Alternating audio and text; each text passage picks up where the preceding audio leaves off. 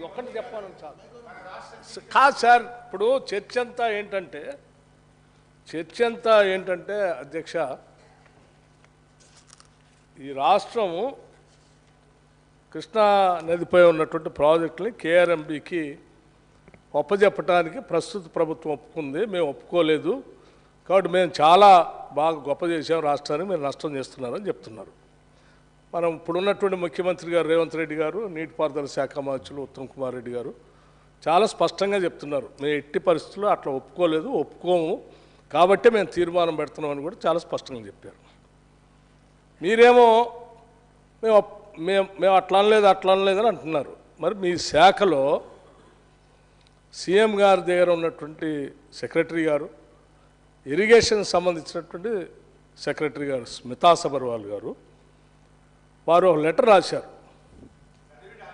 అదే అన్న, అసలు మొత్తం అదే కదా క్రక్స్ ఆఫ్ ది మొత్తం ఇష్యూ అంతా అదే. ఇంక మిగతా ఆ లెటర్ ఏంటి?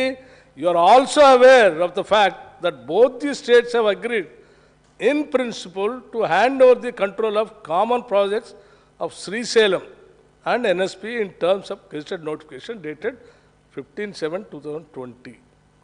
ఆ లెటర్ ఎప్పుడు రాశారు అధ్యక్ష? ఎప్పుడు రాశారు? First December 2023. ఆ రోజు ముఖ్యమంత్రి గారు వీరు మంత్రి గారు, వారు సెక్రటరీ గారు ఇరిగేషన్. ఇంకేముంది అసలు? మీరే లెటర్ రాసి ఇంత స్పష్టంగా ఇంకా మేము చేయలేదు అంటున్నారు. మీరు ఈ లెటర్ మీ సెక్రటరీ గారు రాసిందా కాదా చెప్పండి. స్మితా సబర్వాల్ గారు రాసిన లెటరా కాదా ఇది? అప్పుడు ఇరిగేషన్ సెక్రటరీగా ఉన్నారా లేరా? సీఎం గారు ఆఫీస్లో ఉన్నారా లేదా?